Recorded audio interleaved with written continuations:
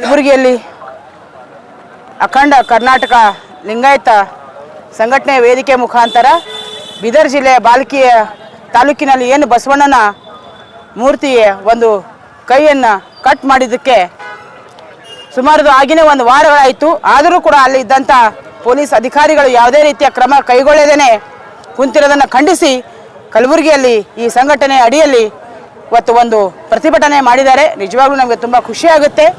ಆದರೆ ಒಂದು ವಿಷಯನ ನಾನು ಬೀದರ್ ಜಿಲ್ಲೆ ಉಸ್ತುವಾರಿ ಸಚಿವರಾಗಿರುವಂಥ ಈಶ್ವರ್ ಖಂಡ್ರೆ ಸಾಹೇಬ್ರಿಗೆ ನಾನು ಕೇಳಕ್ಕೆ ಇಷ್ಟಪಡ್ತೀನಿ.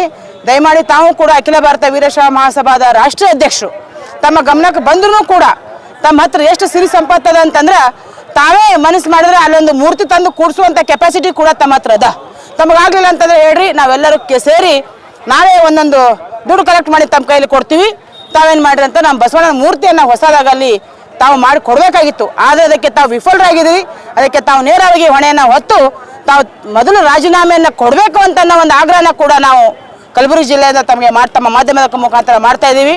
ಇವತ್ತಿನ ದಿವಸ ಬರೀ ನಮ್ಮ ಯುವಕರು ಬರೀ ಫೇಸ್ಬುಕ್ ವಾಟ್ಸಪ್ಗಳಲ್ಲಿ ಇಲ್ಲೆಲ್ಲ ಯುವತಿರು ಏನು ಅಂತಂತಂದ್ರೆ ನಮ್ಮ ಮುಂದೆ ಬೆಳೆದಂಥ ಮಕ್ಕಳು ಅವ್ರ ಹತ್ರ ಇಷ್ಟು ಶಕ್ತಿ ಬಂದ ಅಂತಂದ್ರೆ ನಾವು ಇನ್ನೂ ಅವ್ರಿಗೆ ಯಾವುದೇ ರೀತಿಯಾಗಿ ಒಂದು ಕರೆಯನ್ನು ಕೊಟ್ಟಿಲ್ಲ, ನಾವು ಸಪೋರ್ಟ್ನು ಮಾಡಿಲ್ಲ.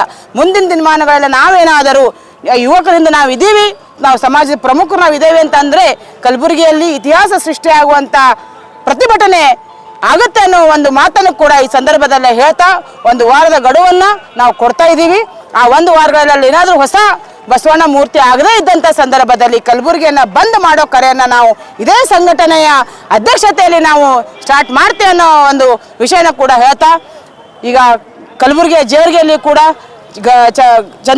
ಗಜೇಂದ್ರಗಢ ಕೂಡ ಏನು ಆತ್ಮಹತ್ಯೆ ಆಗಿದ್ದಾವೆ ಅವ್ರ ಕುಟುಂಬಕ್ಕೆ ಸೂಕ್ತವಾದಂಥ ಪರಿಹಾರವನ್ನು ಸರ್ಕಾರದವ್ರು ಕೊಡಬೇಕು. ಇದಕ್ಕಿಂತ ಮುಂಚೆ ನಮಗೆ ಏನು ಬ್ಯಾನಿ ಆಗ್ತದೆ ಅಂತಂತಂದ್ರೆ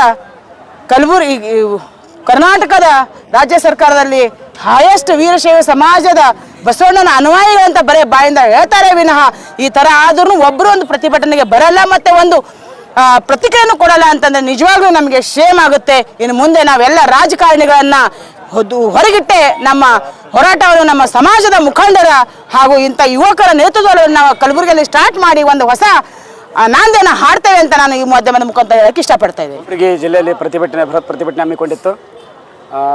12ನೇ ತಾರೀಕು ಬೀದರ್ ಜಿಲ್ಲೆ ಬಾಲ್ಕಿ ತಾಲೂಕಿನ ದಾಡ್ಗಿ ಕ್ರಾಸ್ದಲ್ಲಿರುವಂಥ ವಿಶ್ವಗುರು ಬಸವಣ್ಣನವರ ಮೂರ್ತಿಯ ಬಲಗೈಯನ್ನು ಕಟ್ ಮಾಡಿ ಆಮೇಲೆ ಧ್ವಜಾರೋಹಣವನ್ನು ಕಿತ್ತೆ ಹಾಕಿದ್ದಾರೆ ಯಾರೋ ಕಿಡಿಗೇಡಿಗಳು ಮಧ್ಯರಾತ್ರಿಯಲ್ಲಿ. ದಯಮಾಡಿ ನಾವು ಇವತ್ತು ಸರ್ಕಾರಕ್ಕೆ ಜಿಲ್ಲಾಧಿಕಾರಿಗಳಿಗೆ ನಾವು ಪೊಲೀಸ್ ಇಲಾಖೆಗೆ ಒತ್ತಾಯಿಸುವುದೇನೆಂದರೆ ಆ ಕಿಡಿಗೇಡಿಗಳು ಯಾರನ್ನುವುದು ಕೂಡಲೇ ಪತ್ತೆ ಹಚ್ಚಬೇಕು. ಪತ್ತೆ ಹಚ್ಚಿ ಅವ್ರನ್ನ ಬಂಧನೆ ಮಾಡಬೇಕು. ಬಂಧನೆ ಮಾಡಿ ಅವ್ರನ್ನ ಗಡಿಪಾರು ಮಾಡಿ ಎನ್ಕೌಂಟರ್ ಮಾಡ್ಬೇಕು ಅನ್ನೋಂಥದ್ದು ನಮ್ಮ ವೀರಶೈವ ಲಿಂಗಾಯತ ಸಮಾಜದ ಒತ್ತಾಯ. ಮತ್ತು ಯಾಕಿದು ಪದೇ ಬಸವಣ್ಣನವ್ರನ್ನೇ ಟಾರ್ಗೆಟ್ ಮಾಡ್ತಾರೆ ಅನ್ನೋಂಥದ್ದು ನಮಗೆ ಭಾಳ ವಿಪರ್ಯಾಸ ಸಂಗತಿ. ಯಾಕಂದರೆ ಯಾರಿಗೂ ಕೂಡ ಬಸವಣ್ಣನವರು ಅನ್ಯಾಯ ಮಾಡಿಲ್ಲ.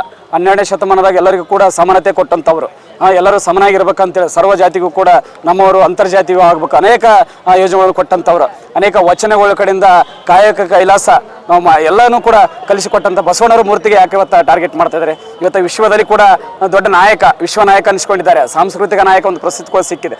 ಇಂಥ ನಾಯಕರಿಗೆ ಯಾಕೆ ಇಂಥ ಅವಮಾನಗಳಾಗ್ತಾಯಿದೆ?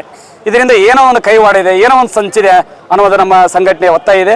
ಅದಕ್ಕೆ ದಯವಿಟ್ಟು ಹೇಳ್ತೀನಿ, ಆ ಕಿಡಿಗೇಡಿಗಳು ಏನಾದ್ರು ತಾಕತ್ತಿತ್ತಪ್ಪ ಅಂದ್ರೆ ಬಸವಣ್ಣರ ಮೇಲಿಲ್ಲ, ನಮ್ಮ ಯಾರೇ ಒಬ್ಬ ಬಸವಣ್ಣನ ವಾದಿಗಳ ಮೇಲೆ ನೀವು ಪ್ರಯೋಗ ಮಾಡಿರಿ ಅದಕ್ಕೆ ನಾವು ಧನ್ಯರಾಗ್ತೀವಿ. ಇವತ್ತು ನಾವು ಕೂಡ ಕೇಸ್ ಕಚೇರಿಗೆ ಅದುವಂಥ ವ್ಯಕ್ತಿಗಳು ನಾವಲ್ಲ. ಆದರೆ ಕಾನೂನಕ್ಕೆ ನಾವು ಗೌರವ ಕೊಡ್ತಾ ಇದ್ದೀವಿ. ಕಾನೂನು ಗೌರವ ಕೊಡ್ತೀವಿ ಅಂದ್ರೆ ಕಾನೂನು ಚೌಕಟ್ಟಿನಲ್ಲಿ ನಾವು ಕೆಲಸ ಮಾಡ್ತಾ ಇದ್ದೀವಿ. ನಾವು ಇದನ್ನು ಹೊರತುಪಡಿಸಿ ನಿಂತರ ನಾವೇ ನಿಮ್ಗಿಂತ ಕಡಿಮೆ ಇಲ್ಲ ಅನ್ನೋಂಥ ಮಾತನ್ನು ಕೂಡ ನಾವು ಭಾಳ ಸ್ಪಷ್ಟವಾಗಿ ಹೇಳ್ಬೇಕಾಗ್ತದೆ. ಮತ್ತು ಇವತ್ತಿಗೂ ಕೂಡ 12ನೇ ತಾರೀಕು ಆದರೂ ಕೂಡ 17ನೇ ತಾರೀಕು ಆದರೂ ಕೂಡ ಪೊಲೀಸರು ಬಂಧದಲ್ಲಿ ಫುಲ್ಲು ವಿಫಲ ಆಗಿದ್ದಾರೆ. ಇವತ್ತು ಪೊಲೀಸ್ ಇಲಾಖೆ ಮನಸ್ಸು ಮಾಡಿದರೆ 24 ಗಂಟೆಗಳ ಅರೆಸ್ಟ್ ಮಾಡ್ಬೋದು. ಇವತ್ತು ಸರ್ಕಾರ ಅವರಿಗೆ ಎಲ್ಲ ಸವಲತ್ತುಗಳು ಕೊಟ್ಟಿದೆ, ಲಾಠಿ ಕೊಟ್ಟಿದೆ, ಬೂಟ್ ಕೊಟ್ಟಿದೆ, ಮೊಬೈಲ್ಗಳೆಲ್ಲ ಕೊಟ್ಟಿದೆ. ಇವತ್ತು ವಿಳಂಬ ಆಗ್ತಾ ಇದೆ. ಅಂದರೆ ಇವತ್ತು ಎಲ್ಲೋ ಒಂದು ರೀತಿಯಲ್ಲಿ ಇದು ಮುಚ್ಚಾಕುವಂಥ ಹುನ್ನಾರ ನಡೆದಿರುವಂಥ ಒಂದು ರೀತಿ ಎದ್ದು ಕಾಣಿಸ್ತಾ ಇದೆ. ದಯವಿಟ್ಟು ಇದು ಯಾರೇ ಇರ್ಬೋದು, ಆ ಆರೋಪಿಗಳನ್ನ ಕೂಲಿ ಹಿಡಿದು ಅದನ್ನು ತನಿಖೆ ಮಾಡಿ ಅವ್ರನ್ನ ತಕ್ಕ ಶಿಕ್ಷೆ ಕೊಟ್ಟು ಅಂದರೆ ಮುಂದೆ ಇಂಥ ಘಟನೆಗಳು ಆಗಬಾರ್ದು ಅನ್ನೋಂಥ ಶಿಕ್ಷೆ ನೀಡಬೇಕನ್ನುವಂಥದ್ದು ಅಖಂಡ ಕರ್ನಾಟಕ ವೀರಶೈವ ಲಿಂಗಾಯತ ಸಮಾಜ ಒತ್ತುತ್ತೆ. ಅದ್ರ ಜೊತೆಗೆ ಅಖಂಡ ಕರ್ನಾಟಕ ವೀರಶೈವ ಲಿಂಗಾಯತ ಒತ್ತದೆ ಮತ್ತು ಜವರ್ಗಿ ತಾಲೂಕಿನಲ್ಲಿ ಒಬ್ಬ ಮಹಿಳೆ ಮೇಲೆ ಒಂದು ಹುಡುಗಿ ಮೇಲೆ ಕಿರುಕುಳದ ಘಟನೆಗೆ ಸಂಬಂಧಪಟ್ಟ ಹಾಗೆ ಆ ಹುಡುಗಿ ನೇಣಿಗೆ ಶರಣಾಗಿದ್ದಾಳೆ. ಆ ಕುಟುಂಬಕ್ಕೂ ಕೂಡ ನ್ಯಾಯ ಸಿಗಬೇಕು. ಆರೋಪಿಗಳು ಕೂಡಲೇ ಬಂಧಿಸಿದ್ದಾರೆ. ಅವನನ್ನು ಗಲ್ಲಿಗೇರಿಸಬೇಕು. ಆ ಕುಟುಂಬಕ್ಕೆ 50 ಲಕ್ಷ ರೂಪಾಯಿಗಳು ಕೊಟ್ಟು ಆ ಮನೆಯಲ್ಲಿ ಸರ್ಕಾರಿ ನೌಕರರಿಗೆ ಕೊಡಿಸ್ಬೇಕಂತ ಹೇಳುತ್ತಾ ಆ ಕುಟುಂಬಕ್ಕೂ ಕೂಡ ಸರ್ಕಾರ ಒಂದಷ್ಟು ಹಣವನ್ನು ಕೊಟ್ಟು ಸಮಾಧಾನ ಮಾಡ್ಬೇಕಂತ ಅಲ್ಲಿ ಹೇಳುತ್ತಾ, ಮತ್ತೆ ಇಂಥ ಘಟನೆಗಳು ಆಗ್ಬಾರ್ದು ಅಂದ್ರೆ ಆರೋಪಿಗಳು ತಕ್ಕ ಶಿಕ್ಷೆ ಆಗ್ಬೇಕು. ಅಂದಾಗ ಮಾತ್ರ ಇಂಥ ಕಂಟ್ರೋಲ್ ಆಗ್ತಾವೆ. ಇಲ್ಲ ಅಂತಂದ್ರೆ ಇದು ದಿನಕ್ಕೆಷ್ಟು ಹೆಚ್ಚಿಗೆ ಆಗ್ತದೆ.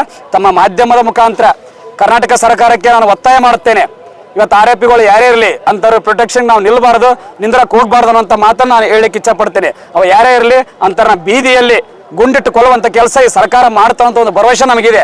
ಕೂಡಲೇ ಎಚ್ಚೆತ್ತು ಅವ್ರನ್ನ ಹಿಡಿದು ಆ ಕೆಲಸ ಮಾಡ್ಬೇಕಂತ ಸರ್ಕಾರಕ್ಕೆ ನಾವು ಆಗ್ರಹಿಸ್ತೇವೆ. ಇದು ಏನಾದರೂ ಸರ್ಕಾರ ಮತ್ತು ಜಿಲ್ಲಾಧಿಕಾರಿ SP ಅವರು ಆಗಲಿಲ್ಲ ಅಂದ್ರೆ ಮುಂದೆ ರಾಜ್ಯಾದ್ಯಂತ ಹೋರಾಟ ಕೊಟ್ಟು ಕಲಬುರಗಿ ಸಂಪೂರ್ಣ ಬಂದ್ ಮಾಡಬೇಕಾಗುತ್ತಂತ ಒಂದು ಎಚ್ಚರಿಕೆಯನ್ನು ಅಖಂಡ ಕರ್ನಾಟಕ ವೀರಶೈವ ಲಿಂಗಾಯತ ಸಮಾಜ ಎಚ್ಚರಿಸ್ತದೆ.